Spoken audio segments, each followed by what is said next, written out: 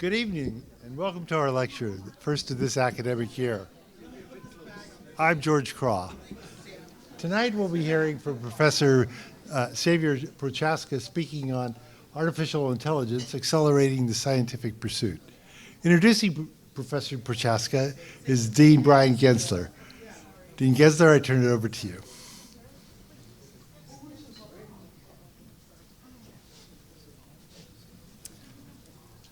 Good evening, everybody. Thank you so much for coming out tonight. I've been really looking forward to tonight's talk for a long time. I firstly want to thank George and Rafe Kraw for supporting the Kraw lectures. It's a really important opportunity for us to... Yeah.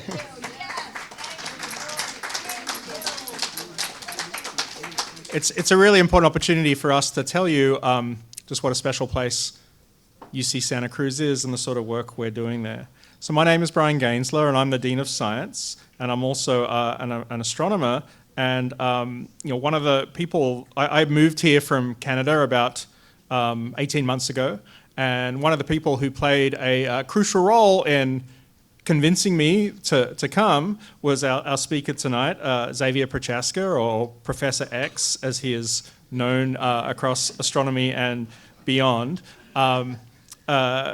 Professor X is a pretty big name in astronomy. I kept seeing his name all over the literature right throughout my whole career, and had this picture of this sort of, elderly gentleman, well into his 90s, who had been straddling the field. And then I finally met him in Aspen in about 2019, and it's like, who is this young punk? Like, is this Prochaska's son of the same name?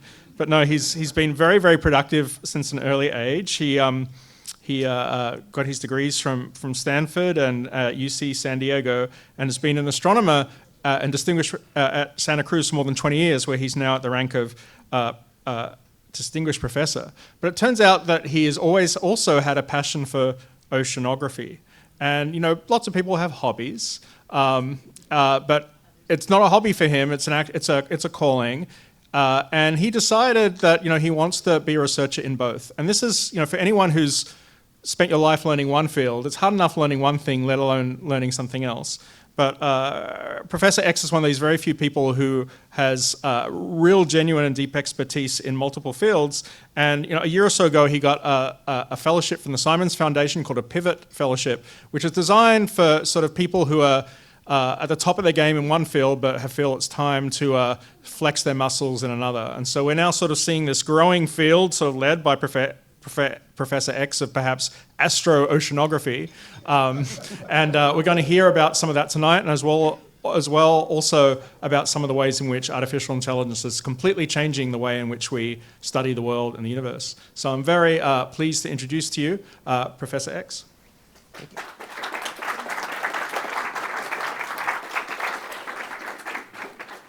Thank you, Brian. Thank you all for attending the first Kraw lecture of the year, academic year. My first Kraw lecture as well, both as a presenter or in person. And it's wonderful to see this many people really excited about science and technology to come out on what was otherwise a kind of random Wednesday in December. So I will be discussing today how artificial intelligence is accelerating the scientific pursuit. I'll come to that before too long, but I'm going to start by providing some context by what I really mean by the scientific pursuit. And along the way, you're going to get some sense of the flavor of why I now today have a foot both in the sea and in the stars, and what's been exciting me in each of these fields. So when I'm asked these days what my profession was, used to be I'd say astrophysicist or physicist. Sometimes I'll say oceanographer, but now I just go with scientist. And as a scientist, for me, what really motivates me, what gets me out of bed, is to explore the unknown. That may be true of perhaps, I feel like that's the essence of science. What is out there? How does it all work? In astronomy, we play around with the biggest domain of all, the entire universe.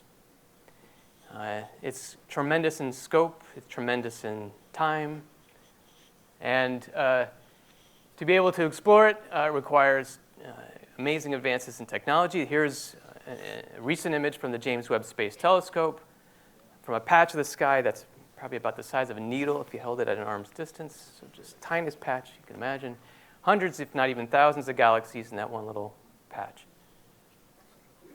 Nevertheless, as big a domain as the universe is, just as challenging is to study the ocean.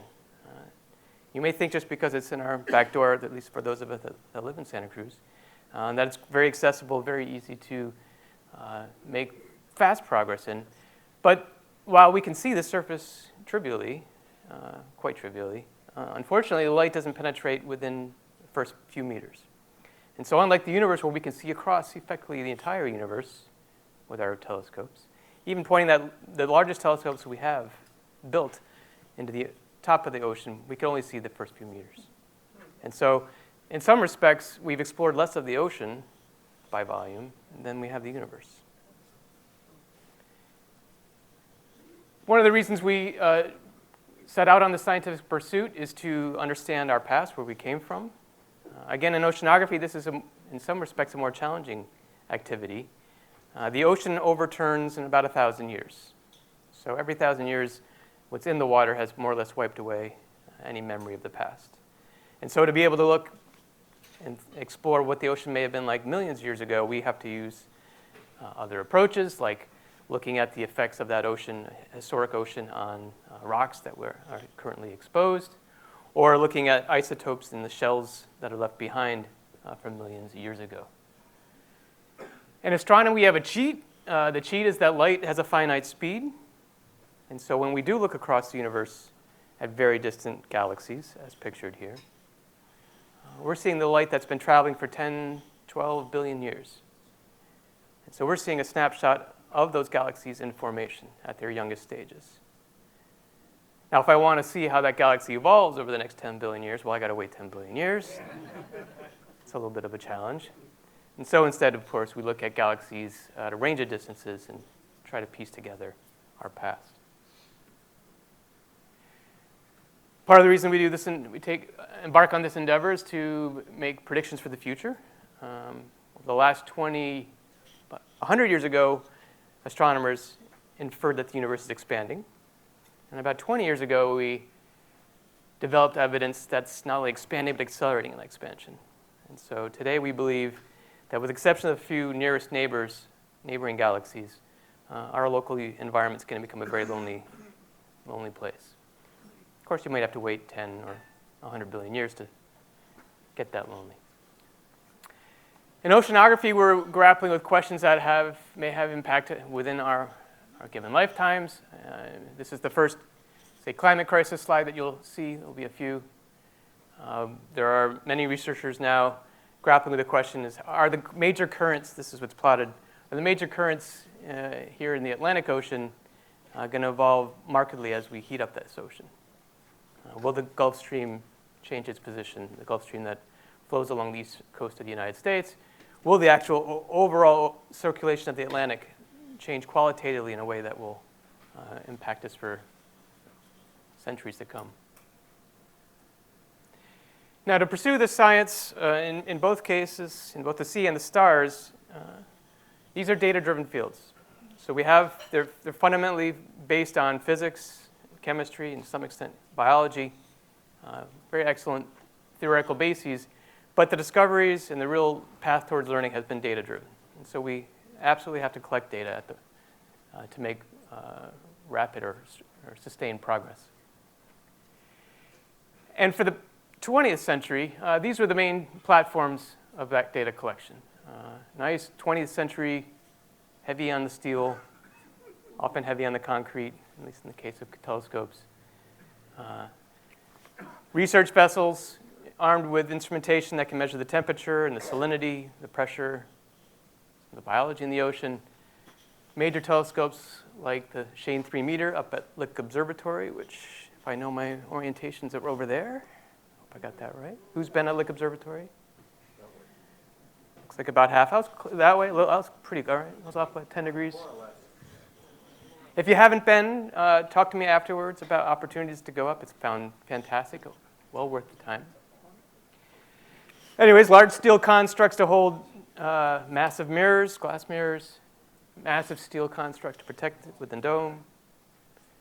And I emphasize in this slide that these are slow technologies.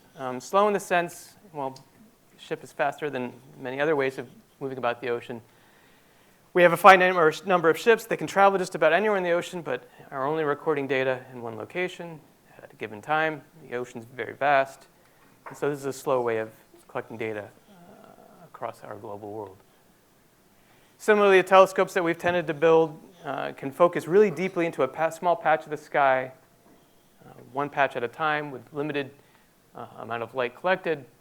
And it's only in a slow way that we can build up an understanding of the universe.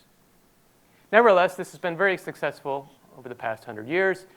With telescopes at the Lick Observatory, we lay down the foundation that not only is there one galaxy, our Milky Way, but billions of galaxies in our universe. And we now know from those data and data that came afterwards, right, these are rapidly rotating disks of gas and stars. Similarly, in the ocean, we've learned that wind drives the energetics, the circulation of our large oceans, and that within those basins, we have swirling eddies that transport and dissipate energy on smaller scales. And populating the ocean in some ways similar to galaxies populate the universe. With the technologies on our research vessels, we've determined the constituents of seawater across the global ocean, primarily just ordinary water, about 1% of which is salts, sodium and chloride. And with our large telescopes, we've now made a similar pie chart of the constituents of the universe, where the ordinary matter, is that green slice, stuff that makes up the periodic table, a mere 4% of the mass and energy today, with the majority of this so-called dark sector, dark matter and dark energy, which evidence strongly indicates exists, yet we've yet to identify the actual forms of those matter and energy. So that has been the slow rise of data collection in astronomy. And about at the turn of the century, we had a phase transition, especially in each of these fields, more rapidly in astronomy, but now also in oceanography, driven by technology, and this phase transition towards what we may describe as a big data revolution. Part of the technological advance was the advent of cheaper sensors. Here pictured a CCD, not so different than the technology that captures photos in your cameras, in your phones.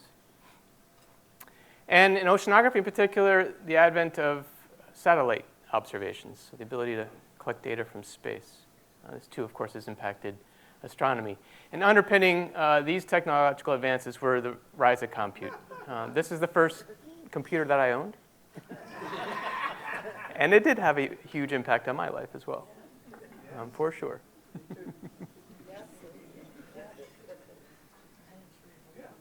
So from space, both astronomers and oceanographers are measuring the temperature of the sphere. What's plotted here are, let me actually say, for 20 years plus, we've had satellites that twice per day go over every patch of the ocean, measure the heat emitted from the ocean to directly measure the temperature of the ocean at the surface for a couple of decades now. What is shown here, this is climate crisis slide number 2, are the temperatures in 2023 relative to the previous 20 years, where red is warmer water and blue would be small regions of the ocean that have cooled over the past 20 years. The excess warming in the Pacific Ocean is largely attributed to the El Nino event that last year, but the heating in the Atlantic and other locations was entirely anticipated. Not a single model predicted the level of heating that we experienced last year. But for this talk, this is a massive data set, probably terabytes now over the last few decades, the kind of data set that dwarfs anything we would tend to collect on one of those research vessels. We collect similar data sets of the other sphere. So that was the sphere of a satellite looking down at Earth. not the same satellite, but similar satellites, we point in the other direction and measure the temperature of the sky all around us. This is called the cosmic microwave background radiation. And the red and blue dots are fluctuations in the temperature at different locations on the sky. And from that, we infer the age of the universe, the geometry of the universe, how much mass and ordinary matter is in the universe, and so forth. Also a massive data set here collected from space. Now, those same cheap sensors had also had major impact on the way we collect data from the ground. So this is a telescope in New Mexico called the Sloan, part of the Sloan Digital Sky Survey. This was a technological shift starting in the early 2000s, but also a cultural shift. The technological shift was the ability to collect data with these cheaper sensors, here pictured are the imaging camera of this telescope. The cultural shift was instead of focusing our telescopes on individual sources or the phenomena that really excited individual PIs, as we would say, instead this set of astronomers said, we're going to go out and just map the sky. We can now collect data at a rate that is unprecedented, and we will, night after night, take images of the northern sky and eventually spectra of millions of galaxies and stars. A total culture shift. And then make those data completely public. Any of you have access. Any of you can perform professional astronomy with the world's leading data. In the ocean, cheap sensors have enabled oceanographers to throw floats over the side of a boat, never to be seen again. This float, about the size of a human, goes up and down to 1,500 meters, measuring temperature, salinity, and pressure, and its location. Every time it surfaces, it transmits the data by satellite back to our scientists. The map shows the location across the globe of these individual floats, about 4,000 in total.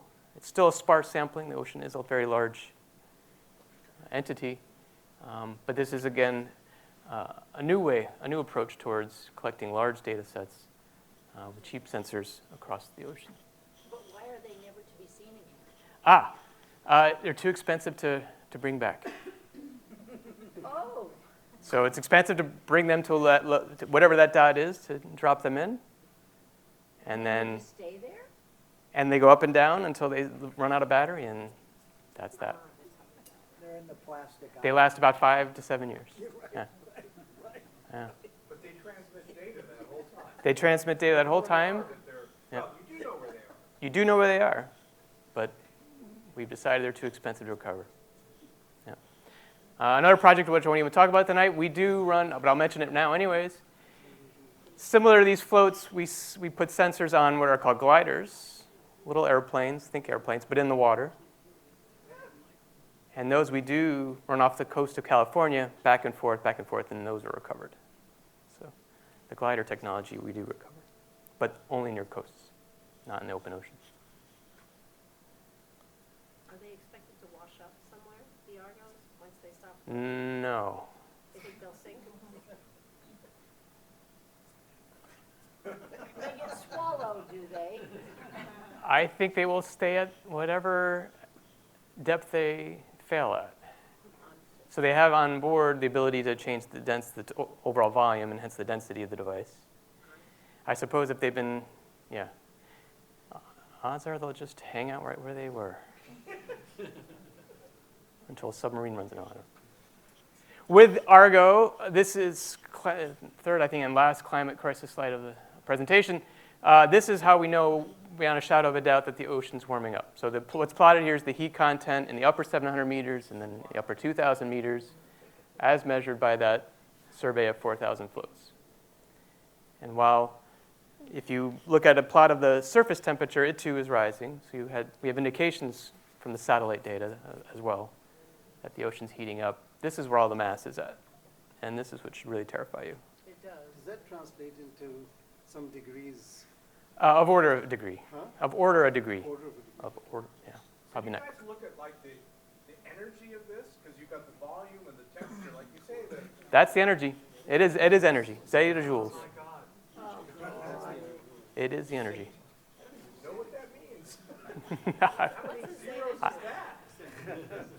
Peta? Is it? I don't even know. What's after Peta? Is it the one after Peta? 10 to the 18. 10 to the 18? A zettajoule. Exa then zetta? With the Sloan Digital Sky Survey, we generate maps of the galaxies in the universe, amongst many other things. So here plotted, each dot is a galaxy, and you're here at the bottom, and that's showing galaxies out into not even the edge of the survey, and we've been able to image the cosmic web of the universe. Okay, so that leads to kind of today. This is the facility that I leverage the most these days. Brian's a radio astronomer. I'm not sure if he mentioned that in his. This is the ASCAP telescope in Western Australia. It's an array of 36 dishes, and we pursue what are called fast radio bursts with this facility, blips of radio emission. That's the astronomy that I still stay connected with. And the punchline of this slide really is the bottom sentence, which is that the data collection rate is about 1/10 of all internet traffic. All right, so that's big data beyond any concept. We cannot save all those bits. We do not try to save all those bits. So instead, we run high-performance computers sniffing the data as it comes in. And if we decide this is an exciting event, we save 1 second of the data to analyze. This is centimeter-ish wavelength, yeah, radio. Okay, I told the organizers I would pause twice for questions here, but just a couple, and then we'll move on. So if you have a burning question, you're welcome to ask it as I transition. Yeah. So we're just going to, for these questions, we're just going to use the microphone. So It's for the folks online. There's a microphone coming to you now. Just hang on 1 second. Thanks. Thanks for waiting. My question is, who funds all these telescopes in Australia, and then the Argos in the ocean? Yeah. Primarily you, thank you. The Lick Observatory, California. So many California taxpayer, thank you. The Argo floats is a consortium of the US and some mainly European nations, Japanese. Satellites are almost always international now, multiple nations. The Sloan Digital Sky Survey was a collaboration of the National Science Foundation, US money, federal money, and Sloan Foundation, so private partnership. Yeah. Any other burning question? Oh, go ahead, sorry, they're closer. There was some irony to the fact that the hottest part of the Pacific looked like it was around the Galapagos. Is there some evolutionary statement in that we might be able to watch? Oof. I do not know enough about the Galapagos to even try to answer that question. But indeed, the temperature rise, known as El Nino, is a warming of the equatorial Pacific and does get driven out of near Chile. So good eyeball. Yeah. Okay. One more, go ahead. Yeah, we can do one more. Thanks.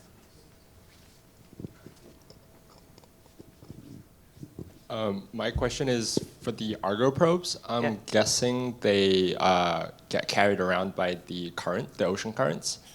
So if you were to want to measure the temperature of like a specific patch of ocean, would you just have to keep dropping those probes at that general area over and over? Outstanding question. The answer, you are absolutely correct. They do move side to side Yeah. as the currents pull them around. They, as I said, they go up and down 1,500 meters once every 10 days. And they park at the bottom for most of those 10 days where the currents are weak. Gotcha. So for a lot of the time, they're barely moving. But yes, they do move horizontally. And if you really care about that one patch, you would need to do something more than just use that float. Got you. And then just a little Yeah. quick follow-up. I was wondering who engineers and manufactures these? Academia. Well, in partnership with some industry. Okay. Yeah, the sensors are largely industrial now. they're usually developed the first time in academia. But while that's 4,000 floats, it's not a huge market. I could tell you about supply chain and challenges that that community faces frequently. Yeah. Or I've heard the stories. I'm not in that supply chain. Okay, so while we were undergoing this phase transition towards big data in the sea and the stars, along the way, and I think not coincidentally, so I think in tandem really, was this AI, and I say re-revolution. I guess there's been multiple AI revolutions, but this one may be here to stick. I think it is. Driven by, again, the collection of large data sets and curation of large data sets and technology, in particular the graphical processing unit, as well as some clever coding that really advanced the ability to rapidly take derivatives. We had this current revolution. And it's kind of, looking back, I'm amused at how much time it took to gain steam, let's say it that way. The first murmurs of this AI revolution were in computer vision, which boiled down in the press to the ability to distinguish between cats and dogs. China made a tremendous excitement within the computer science community, I think less so amongst most of the general public, maybe for good reason. A few years later, or at least shortly thereafter, similar techniques or similar architectures were applied to large corpuses of text. And translation became a solved problem, if you will, by AI. And still, didn't seem like everyone was paying attention. When you could apply AI concepts to text, you could generate recommendation systems of this, that, and the other thing. That was pretty neat. What's Probably the thing on the right? Spotify, music. Yeah. And then this happened. And I imagine everyone, the people in this room are at different places as far as it comes to chatbots. So actually, who talks to a chatbot every day? It's like 5 of us, once a month. And how about never? Never. Yeah, right on. Never by design, at least. For those of us that have, this quickly becomes the reaction. Yeah, exactly. Truly. And for the scientists that were holding out, this is having an impact. All right? 2 Nobel Prizes related to AI. Myself, I got my entry into AI somewhat by accident. It was certainly not by great intent. This graduate student who was in computer science at the time and then transitioned to the Genomics Institute from UC Santa Cruz contacted one of the researchers I was mentoring and said, there's this new computer vision, convolutional neural networks. Can we play around and do a project together? Okay. I'm always game for something new. This is my imaging data set. We call these spectra, not images. This one was collected with the Lick Observatory. It's a spectrum of what we call a quasar, a superluminous, supermassive black hole. Cool. As a graduate student, and then even as faculty, I stared at thousands of these by eye, searching for that signature, which is the signature of a galaxy in the distant universe. You'll have to trust me. Many hours of my life, probably months if I added it up. And with this gentleman, in a few months, we built an AI system that could do that kind of detection, as well as the very well-trained human could do, and now apply it to millions of spectra. That was my drinking the Kool-Aid moment. What does that tell you? Why does it tell you it's a galaxy? It's 0. I intentionally didn't go to depth, but I will now. The absorption here is due to hydrogen gas, and only galaxies have enough hydrogen in them to have that big a signature. That's the short answer. So that's Our own galaxy is full of hydrogen gas. That's, Yeah. That's the hydrogen is between 4,600 and 4,800. The absorption. So yeah, what you're seeing is a lack of light, so zero flux.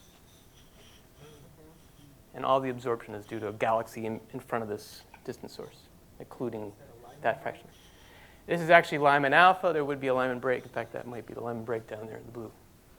That's a very good question. So this is just like a snapshot in time, like Yep. instance of time. Yes, and in over our entire lifetime, this spectrum would look the same every day. There'd be a little bit of, very few astronomical events evolve notably. All the quasars do, a little. What is black energy, black mass versus black hole? Oh, come back to that one at the end. How about black box? Is that close enough? So while I was sucked in, I appreciated the hesitance of my colleagues, and some of which still remains. For sure, in 2017, when we started that project, we barely had an understanding of how to run the models, much less what was under the hood. And as a scientist, I would always be leery myself to use unexplainable tools. And there's still a challenge in making an estimate of the uncertainty of our measurements. But for the next about 10 slides, I'm here to tell you, over the last 5 years, we have dug in well and understand well how these, at least the computer vision AI systems work. Give you a sense of that. Let's peer into that box. So, Is that Schrodinger's cat? I don't know. And you will never see it. I will never. So one big piece at the heart of these systems is the ability to learn, and this is a computer vision problem, filters that can optimally be used to describe here an image, here the cat. All right.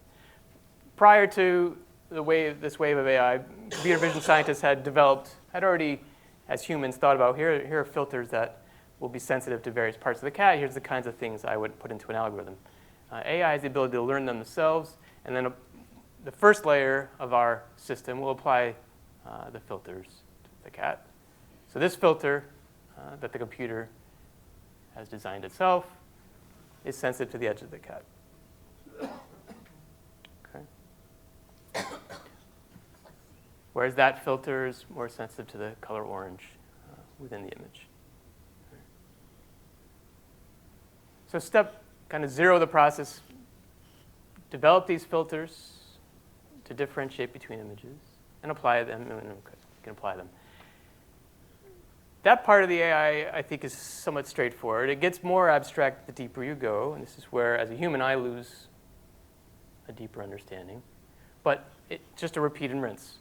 New filters at a deeper level, no longer as interpretable. I can't point to that and say it's finding the edge or finding the color orange.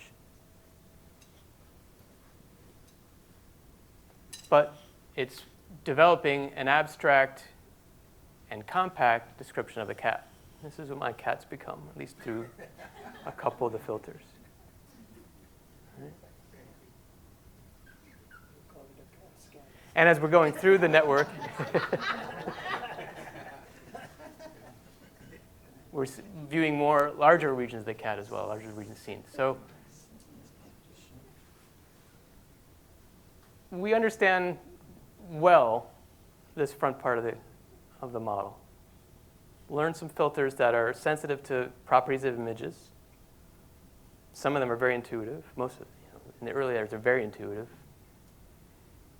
And then convert that image into a compact, abstract, and dense representation, which is really a long way of saying a series of numbers. Okay, so the cat image has been transformed into, let's say, a series of 200 numbers. And this is the cat image. All right? The filters and all that are just a way of generating that abstract representation. Can I ask you a question? Yeah. In AI, are filters analogous? In AI, are filters analogous to prompts? To prompts. Sure. Yeah. I think that's a fair analogy. Yeah. So do the prompts then for defining an AI, what you want, fuzzy cat versus a cat with no, has that been inputted into binary? No. To All right, create so that? it's not, so yeah, that's where the analogy fails. It's not a binary, right? It's not a binary? No. Because you said it was zeros and ones. Oh, Said numbers. it's a Numbers. sequence of zeros and ones, but it's not just 0 or 1. Okay, it's a sequence of zero, okay. Yeah. Right. And well, it's even a sequence of floats. So it's a sequence of many zeros and ones that are representing floats. Yeah.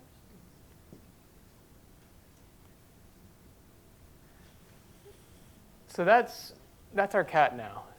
And the model is effectively fixed at that point. And you can run any image through it, you get a different embedding. There's the cat's embedding, and here would be the dog's embedding. Right? And that's the abstract, dense, meaningful representation of each of those images. This is probably the hardest concept I will try to explain. From a large imaging data set, then, you have this multidimensional manifold. I'll say it again in words.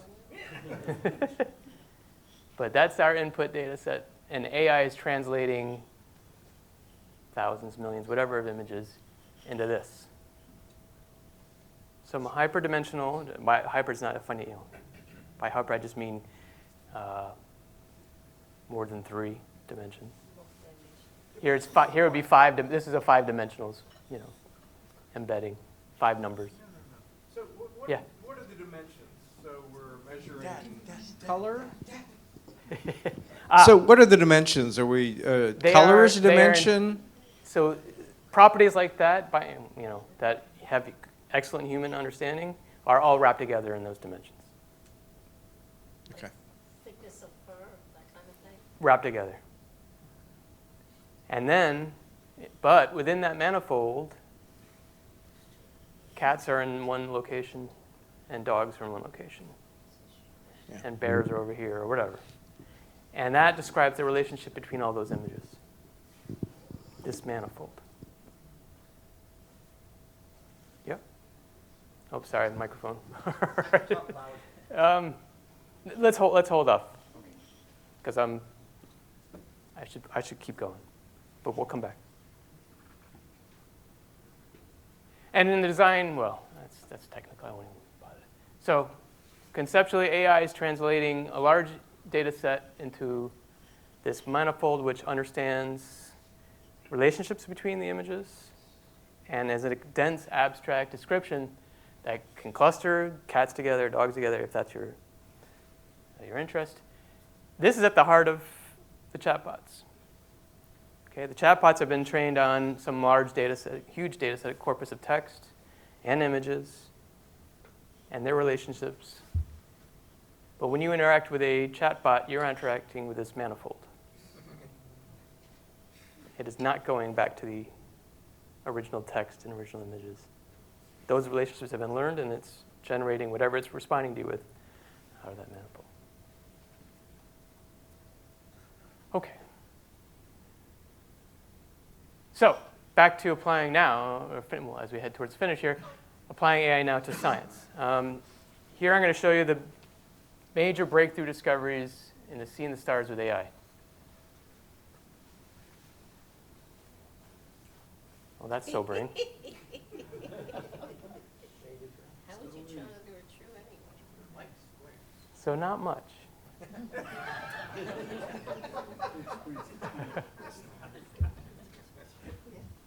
That's a bit disappointing. But as I head towards a conclusion, I think I'll give you an insight into why that's understandable, at least today, and why there may be optimism for the future. Which isn't to say AI has not been impacting astronomy and oceanography. For sure it has. And so let me give you some examples. It's been an accelerant. So I described to you the first project I did, which now saves me the months of effort that I would have otherwise had to do staring at spectra one by one. For sure getting a bunch wrong because I clicked too fast or fell asleep or who knows what. It's not a major breakthrough discovery. It's work that I've done before, but it's an accelerant. So the same architectures that can distinguish between cats and dogs now do what Edwin Hubble really launched about 100 years ago, and that is to classify galaxies. So to the extent that we wish to understand how our own Milky Way comes about, we go and study galaxies throughout the universe, estimate or measure their sizes, their colors, their shapes. Shapes in particular are a fuzzy concept to describe, or a difficult concept to describe. Qualitative, you might say, but very important. And now we have AI systems that can do that as well or better than any expert. In the ocean, we use them to identify eddies. So these are the red and blue are the swirling patches of ocean that I showed you an image of previously. Where again, historically this was again done by humans, one by one, circling on a plate or some kind of image of the ocean. I've been using it to clean data, or effectively clean data. I'll show you an example here. That's an image, again, of temperature of the ocean, temperature fluctuations. About 100 kilometers on the side. With satellites, when we stare at the ocean, our biggest issue are clouds. We can't not peer through the clouds to make the measurements that we wish. The white boxes are here intended to mimic clouds. And so we've trained an AI model on large data sets to learn the underlying patterns and predict the temperatures that lie below. That's the prediction, and that's the truth. Oh. How'd you find the true one? From a model. Excellent question. And then we have found by training on cloud-free data that it performs just as well in real data. Yep. We use it for enhancing data. It's a bit too bright in here to see that slide. I'll jump it anyways. I've been using it to identify outliers, so the most peculiar sources in millions and millions of images. These are some of the most peculiar or unusual portions of the ocean in terms of temperature. These are strong fronts, as we would say. We got cooler water moving next to warmer water, primarily in boundary currents like the Gulf Stream. And people use them to find the most peculiar-looking galaxies, and again, in imaging data sets of hundreds of millions of galaxies. This is intentionally a complex slide. Don't look at it. Don't try and digest it. But we're using AI now to accelerate predictions in complex models of the climate, complex models of the weather, to approximate physics that we don't well resolve within the computer anyways.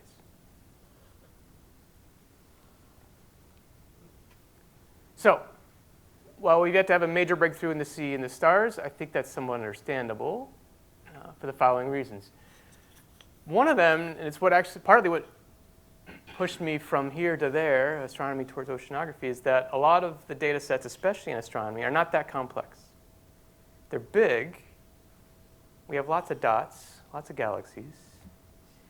But we have centuries-old techniques of statistics to handle dots, or in this case, to handle boring images of the ocean.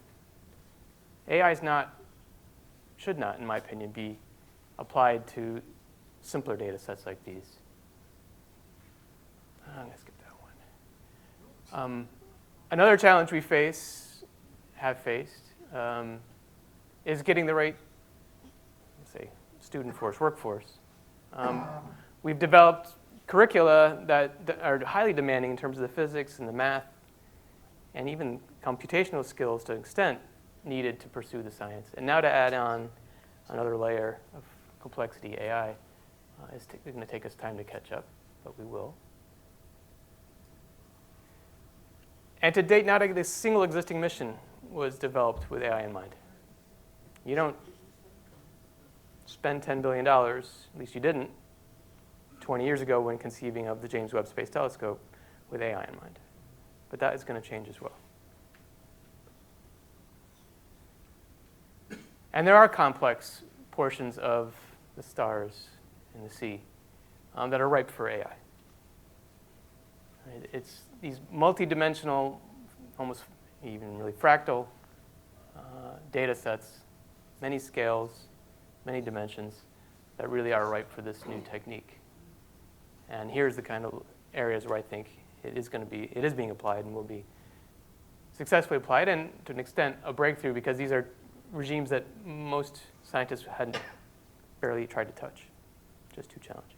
We don't have a language to describe, at least not an excellent language, to describe swirls and features like these. I emphasize multimodal. By that phrase means combining data sets of different properties. So here, this is the project that I've recently had funded, where we will be combining temperature data sets from space, satellite salinity from space, also the sea surface height from space, and try to infer the dynamics, the complex dynamics that are driving the various fields that you see here. And indeed, there have been breakthroughs in other fields, complex fields. I think it's best applied. So I remain bullish that there will be similar activities in the sea and stars. That's the end of my presentation. I hope you've got appreciation of the way that these fields are now largely data-driven, and only continue to explode. You've heard of the Rubin telescope and other facilities that are just coming online in astronomy. AI is here to enable us to mine those data sets in ways that we could never before. While there may not be a breakthrough discovery as of yet today, there's reason to anticipate, especially in complex data sets, that there will be. And I thank you for coming.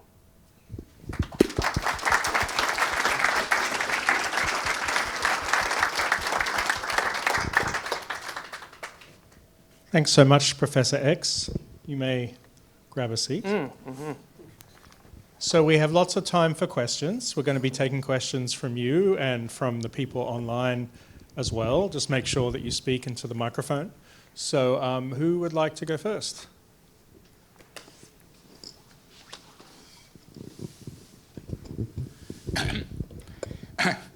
Excellent, both great information and entertaining. It's wonderful. So my question is about, obviously climate change is the challenge of our generation and probably the next surviving generations. One of the things is that people discuss, but we're afraid of, but perhaps we will have to be forced into do it, is to do geotechnical engineering on the climate. What are the prospects of modeling that computationally using AI or other techniques, that we actually have some sense of knowing what we're doing before we do it? So that, I'll answer it first by saying a researcher I recently met at MBARI, which is on Monterey Bay, the Monterey Bay Aquarium Research Institute, was just pulled out of her academic position to form a company to do exactly what you described. She's a modeler, and yes, their business model is to model impacts of geoengineering. I will say modeling of anything is very difficult, so this will hold true for that as well. But for sure, there's investment at play, and at least I'm certain for the next 10 years we'll see a lot of effort there. Luis, do we have any questions online yet? All right, we'll have the follow on, and then we'll have a follow on from Greg, and then we'll go online. So as a former modeler, I'm all for modeling, and there has to be a way to validate your models with experimentation. So how do you do experimentation safely on geoengineering? Now we're wading into a topic I don't work on, where I have opinions but not expertise. We're here for your opinions. Sorry? We're here for your opinions. We're here for my... and I will give you an example that I am fond of, which is sprinkling iron into the ocean to seed the growth of phytoplankton. There's again, let's see, I think Exoris is the name of it. I probably got that wrong. They are, of course, worried about, one should be worried about tinkering about with phytoplankton on large scales, but you can certainly do it on small scales. And we know the growth and death rates of phytoplankton are of the order of a day. And so I think you can, in that limited domain, be somewhat comfortable in tinkering about. But they are planning to run with ships an experiment of seeding phytoplankton growth on scales of about 100 kilometers and monitor that, what becomes of that with drones and other activity. I get scared probably as much as you do with some of the other things I hear about in the halls. But there's a lot. Yeah, it's a very active space. Yeah. All right, Luis, what questions have we got online? Yes, we have several questions. So the first one we got is if you could comment on the ability of AI for forecasting changes in the ocean mesoscales, similarly as there is weather forecast. Can AI do as well as for weather? The ocean models are mature and impressive, but even the physics-based ones are limited in their ability to make predictions. The state-of-the-art, and some of my colleagues at UC Santa Cruz lead this work, Chris Edwards, Andy Moore, it's called data assimilation. So you build a physical model, but then it's driven by the observations that we make from satellites or with gliders in the ocean along the coast. That's state-of-the-art, and those are pretty good at predicting a week out and not much more.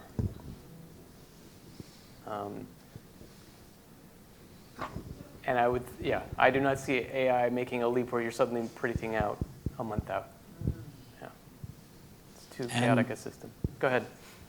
And we have 3 follow-up questions that are very related to this. And they ask about joining efforts from simulations and AI from data and models, and if this is being used to make improvements in the predictions and forecasts, for example, for weather. So the state-of-the-art, the bleeding edge on weather is to take advantage of large, long-term data sets, actual data, and how the weather evolved, and then build an AI system that describes, coming back to the talk, build an AI system that builds a manifold, okay, that describes the relationships between the data we collect and the weather that is produced. And then couple that with state-of-the-art models. Okay, and it's that synthesis, which is not quite the hybrid slide I described, but it's that synthesis which is now leading to predictions that are exceeding just the models on their own. I've got a question for you.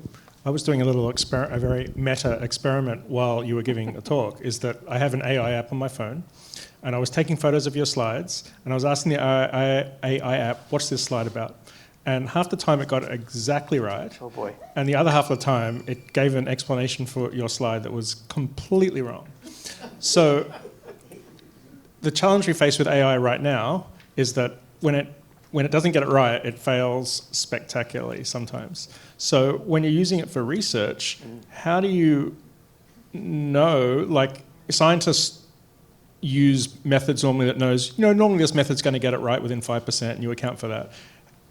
What's the approach when you're using AI and you don't know when it's got it pretty good or where it's got it completely and utterly wrong? Yeah, excellent question. Let me start by saying that the hallucinations that I guess is the word we tend to use for what Brian was describing, are inherent to the system. It's a design feature.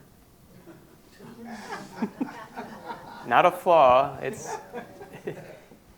The AI is generative, as the word we use, because of the hallucinations. And so the negative consequences, or the negative aspect, is it can generate text that's completely wrong. In the domain, in the context of scientific endeavor, I'll give the example that was my entry point. There, I have a finite, I know from decades of experience the range of the boundaries of the data set that I am playing with. And so, and then I can generate enough of simulated data to assess how precise the AI system will perform on data like that. If I were to, of course, present it with a spectrum that had nothing to do with what I've been exploring or analyzing, all bets are off. All bets are off. Now, I can still go to the manifold I've created, and this is how we detect outliers, and say, where in the manifold is this new source? Right? And it would lie, typically, well outside the distribution. So I can flag it straight up as being something completely different than what I'd seen before. That doesn't tell me the uncertainty in my prediction, but it is a mechanism to, at least to some extent, proof against that kind of behavior. Great, thank you. Any other questions? Yeah, in the back corner. Yeah, so you and then the gentleman in front of you can be next. Yeah. Yeah, thank you for the wonderful talk. You said that the sensors which are put in the ocean keep sending the data until their battery runs out. So I was just wondering how it can or cannot, the dead batteries can or cannot affect the ocean's health? So yes, that project is polluting the ocean, full stop, to a level that is minuscule compared to many other approaches, but not zero. Yep. Mm-hmm. It is a price we pay for that, collecting that data, absolutely. Yeah. Okay, and the person right in front, yeah. Thank you for this great talk. You started out kind of as an example for the ocean streams, and kind of as an example, are they turning off because of climate change? And you said there were no breakthroughs. Does that mean we don't know yet, or have no time in when any of those like big streams are going to turn off or change drastically? That it's correct. That is a bleeding edge of oceanography today. Is what is the how are the currents in the, especially in the Atlantic, going to evolve in the next 5 years, 10 years, 50 years? I think most of the published literature is without AI to date, and is not consistent. So almost every week you'll see a new publication with a new prediction. It's a very challenging. Any prediction's challenging. Let's even start there. Predicting out 5 or 10 years is even more challenging. But it's such an important question to attack that it's very active area of research. Yes, we've got more lots more questions. So in the front here, got a microphone coming around. 1 sec, sorry. You need a microphone. Oh, okay. Sorry, the microphone's over there. So we'll come to you next, and then we've got 2 questions over there. So go ahead. Hi. Yes. Hi. Question's a bit more personal regarding your professional path. So you got into oceanography, and there's a lot of slides about climate and impact. And when you're thinking about where you started in your interest in oceanography and where you are now, have you seen changes in your path? And is that common in the field to have like sort of a different trajectory happen once you kind of get into the realm? Excellent question. I'll rephrase it. Well, what motivates me is exploring the unknown, full stop, just as a human being. And I guess that's what pushed me towards science. I think that's the art of the profession. And research, I have to tell this to every undergraduate or graduate student sometimes, that comes in my office is totally unpredictable. Not totally, but highly unpredictable. They come in and I'll say, all right, let's work on this together, but beware, in 6 months, what you're doing may look nothing like what you started today. And that's, for some people, really daunting and makes them very uncomfortable. It's unsettling at the very least. I guess I thrive on that, and so I've enjoyed bouncing around and exploring the unknown. And yes, my path continuously changes. But for me, I take it as a well, I enjoy it. I didn't head towards oceanography because of climate change. I've as a scientist or whatever, as a human being, it's something that I think a lot about and read a lot about. And one of the projects I'm involved in, the glider observations of, in particular, coastal California is an outstanding climate project. My question is like a 10,000-foot question. What if you had lots and lots and lots of data, lots and lots of compute power? Where will this process yield? What do you want ultimately for this to yield to you? I mean, you can make very complex manifolds and start classifying shapes or whatever, but what is your hope at the end? I was talking to Jensen Huang the other day, and he said that we're going to have 100 million times more computing power in 10 years. And when we have that kind of stuff, are we going to be limited by the amount of data that we can collect, and what kinds of things are we going to be able to do? Yeah, so you're asking someone that is data-driven. I have been my whole career, and that's where I put the emphasis for sure. The compute is critical, both to collect the data and analyze the data, but my emphasis is on the data collection. And AI will be accelerating that activity as well. It already is, both in design of new sensors or new strategies to collect data. But I think the direct answer to your question is I would put my emphasis on the collecting of the data and let AI do its thing on the side. So AI will help you collect the data? As well, absolutely. So one of the, this LIC, going back to LIC Observatory, that's scheduled every night. And this is a trivial example, but nevertheless one that will see an impact. This is classical scheduling problem. You've got 100 astronomers trying to take advantage of the telescope. It's almost a traveling salesperson. We've had humans do that casually for decades. That'll be an AI system by the end of next year, I'm sure. Yeah. But you don't have a problem like folding of proteins that you want to solve, that kind of thing, or self-driving cars. What is your hope for end solution from all this AI? In physics, it's the low-hanging fruit is accelerating processes that we cannot write down by analytically in pen and paper, or even simulate all that well with existing models. That's some of the low-hanging fruit. It's when it gets really complex. Turbulence is a simple but excellent example. Yeah, and there's turbulent processes everywhere in astronomy and oceanography that drive energy dissipation, mixing, all sorts of activities that are highly relevant to the outcome. Good. Thank you. Let's take a question from our benefactor, Ray, and then we'll go online and see if there's any more questions there. There's a microphone behind you. Thank you. I'd like to go back to the hallucinations and your ability that you perceive in yourself to have enough familiarity with existing data sets and be able to identify what are outliers. What, in your opinion, is the likelihood that the average PI can do that with what percentage accuracy? Yeah, I'll rephrase it.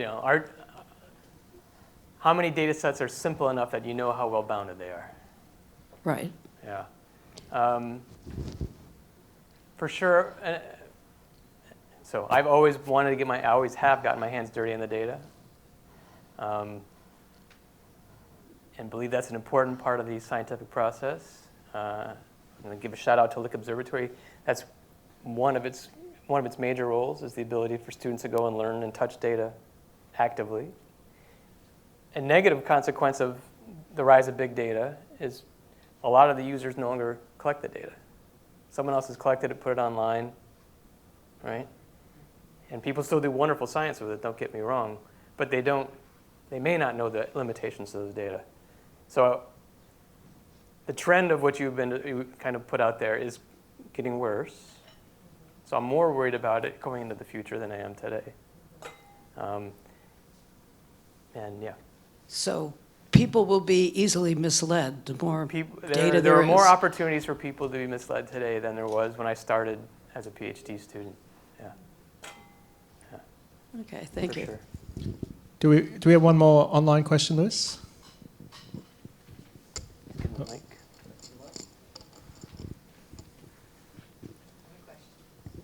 We just got to wait for the microphone. You have been mentioning the study of the oceans on the upper layer of water, not going very deep.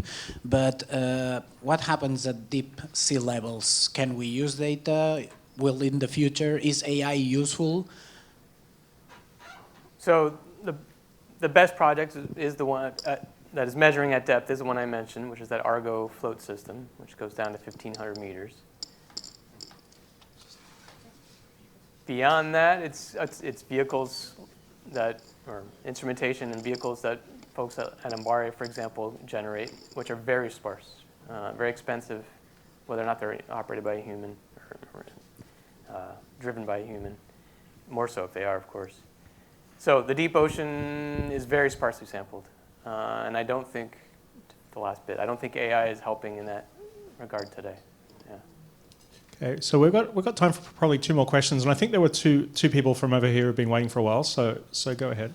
Yeah. So to follow up on the, my name's Ned Hogan, and I got a BA in computer science back in the '80s, not a BS, but I can see why we were talking earlier, why you were saying it's more of a science than an art these days. But I was fortunate enough to get a tour of MBARE this spring. And I was fascinated by the robotics that they had and all the studies that they're doing.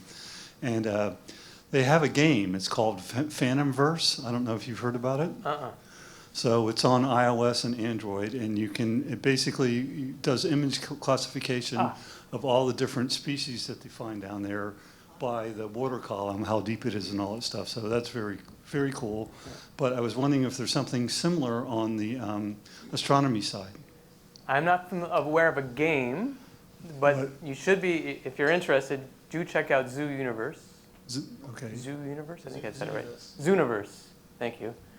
Which is where citizens, initially it was a purely, the AI was you. You were the AI system. Humans across the world would come and classify galaxies as a game, almost as a game, and had that probably intentionally designed that way. It's now coupled with AI systems, but yeah, it still exists, and there are quite a few activities like that. There are protein folding games like that too. Protein folding as well. And was there somebody else who had their hand up before over here? Not. Otherwise, we can go over to this side. So yeah, Jessica, you want to go ahead? There's a microphone coming to you. It's the last question we'll take.